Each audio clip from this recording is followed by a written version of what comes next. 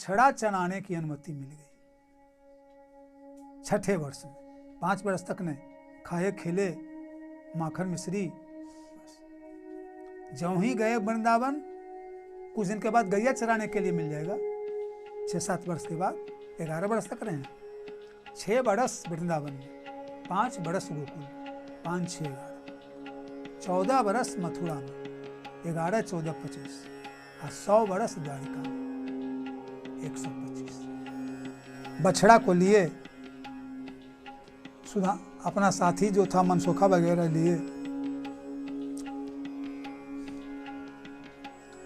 चले। अब पूतना जो थी उसका एक नाम बकी भी है। क्या है? बकासुर की बड़ी बहन थी। तो बकासुर की बड़ी बहन होने के कारण उसका एक नाम बकी भी है। तो बकी मारी जा चुकी है पूतना। तो यह दर्द उसके छोटे भाई बकासुर को है। और उसी का एक भाई है अघासुर, उसी का पूतना बड़ी, उससे छोटा अघासुर, उससे छोटा बकासुर और उससे छोटा अघासुर। ये तीनों भाई बहन। तो बकी यानी पूतना मारी गई, तो उसका दूसरा भाई जो है बकासुर बदला लेने के लिए चाह रहा है। कंस के पास गया कि महाराज हमारी बहन लौटी नहीं, मार दिया, तो उसका बदला लेने के लिए हमको पठाइए। वही बकासुर आया, तो था वो असुर लेकिन बगुले का रूप धारण किया। क्यों? चोंच में हम उसको बंद करके मार देंगे। अगर असुर के रूप में जाएंगे तो मुझे पहचान जाएगा कोई असुर है, असुर जान करके वो भाग जाएगा। अब भाग जाएगा तो कैसे उसे हम लपेटा में ले सकेंगे? अब बकासुर बनेंगे तो बड़ा मुंह बना लेंगे, बड़ा आकार का, और मुंह में निगल करके उसको चिबा देंगे। कैसे बगला मछली को मारता है? अरे तो भगवान मछली हैं। वही कन्हैया आ रहे थे, उसी रास्ते में एक बगुला का आकार बना करके बकासुर बैठ गया रास्ते में। अब पहाड़ जैसा मुंह, गुफा, और छोटा रहे तब ना भाई जना है कि बगुला है। ये बहुत बड़ा आकार का। अब 3.5 हाथ के लोग थे, द्वापर के 7 हाथ के, आऊ बन गया हजारों हाथ के। तो कैसे पता चलेगा? वही है सो। तब भगवान ने क्या सोचा कि ग्वाल वालों को काहे इसे मुंह में जाने दें, हम ही चल जाते हैं। अघासुर के मुंह में जाने दिए हैं, अघासुर के मुंह में जाने दिए हैं, लेकिन बकासुर में नहीं। वही बकासुर मुंह फाड़ करके बैठ गया। ग्वाल वाल को लगा कि कोई गुफा है,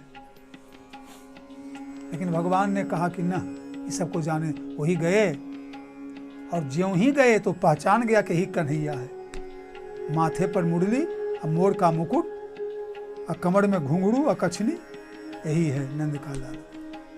वही चोंच फाड़ करके चाहा कि भगवान को हम निगल लें। यही उसकी शुरुआत है। वह चोंच फाड़ करके चाहा कि भगवान को हम निगल लें। वही भगवान ने तुरंत धन से उसके दोनों ठोर को पकड़ लिया, और निचला जो अधर था, निचला ठोर, उसको अपने पैर से दबा दिया, और ऊपर वाला जो भाग था उसको दोनों हाथ से पकड़ लिया। और पकड़ने के बाद जैसे कोई गांडर को चीरता है, वैसी एक लात से दबा दिया नीचे वाला भाग, और दूसरा भाग दोनों हाथ से पकड़ करके खींच दिए। उसका मुंह फटा का फटा रह गया, और बकासुर वहीं पर समाप्त हो गया। ये 5वां कांड है। पुनः घर चले।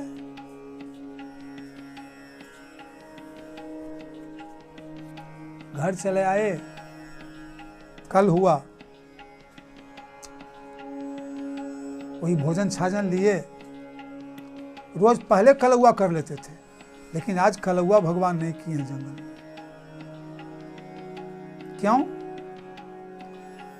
अब उसका भाई है, पूतना का छोटा भाई बकासुर मारा गया। अब पूतना बकासुर का छोटा भाई है अघासुर। कंस से आदेश लेकर के वो चला। आघासुर इतना बड़ा है,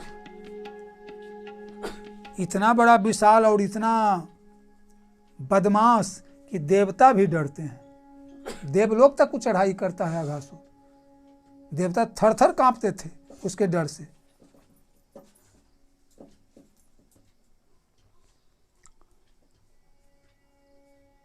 आघासुर आया, आज जिस रास्ते में कल बकासुर था उसी रास्ते में जाकर के तो काला भुजंग बड़ा आकार का मुंह फैला दिया। भगवान जा रहे हैं, कल वो आज खाए नहीं है, जा करके अब ग्वाल वाल कहता है कि ये तो बहुत बड़ा गुफा है, चलो इसमें प्रवेश करें। बालक सब खेलता ही है प्रवेश करके गुफा में, कोई नली मिल जाए उसमें जा के अपना खेलेगा। तब कोई कहता है सुनो, अगर कोई बकासुर जैसा ही कोई राक्षस रहे तब। तो ये ग्वाल बाल कहता है अगर बकासुर जैसा रहेगा तो बकासुर का क्या हाल हुआ तुमने देखा? पूतना आई तो वह चली गई, हमारा कन्हैया छोड़ेगा। तब बकासुर आया, उसको कन्हैया छोड़ा। उसी प्रकार अगर ये आघासुर कोई राक्षस भी होगा तो कान्हा मेरा छोड़ेगा, इसको भी उसी का हाल पहुंचा देगा। जैसे उसको मारा इसको मार देगा। हम लोग को डरना क्या? इतना कह करके ग्वाल बाल सब उसके मुंह में चले गए। अब मुंह में चले गए तो सांप के विष के ज्वाला से सब झुलस गए। साधारण कोई सांप था थोड़े।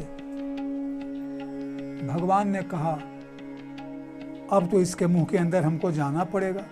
कहा हमारे तो सखा सब मारे गए। और तब तक वो मुंह बंद नहीं किया अपना, जब तक कि भगवान उसके मुंह में नहीं आए। ग्वाल बाल गए लेकिन तब तक मुंह बंद नहीं किया, क्योंकि ग्वाल बालों से उसका बैर तो था नहीं। उसका तो निशाना है कन्हैया। वही भगवान सोचे कि अपने सखा को बचाने के लिए तो जाना ही पड़ेगा। वही भगवान उसके मुंह में प्रवेश किया। जब ही प्रवेश किए वो अपने मुंह को बंद कर लिया। भगवान ने सोचा तो मेरे सखा झुलस के मर गए। वही भगवान अपने शरीर को बढ़ाने लगे। कोई विराट रूप धारण नहीं किए हैं, बढ़ाने लगे। इतना बढ़ाए कि उसका जो मस्तक था उसको फोड़ करके भगवान का सिर बाहर निकल।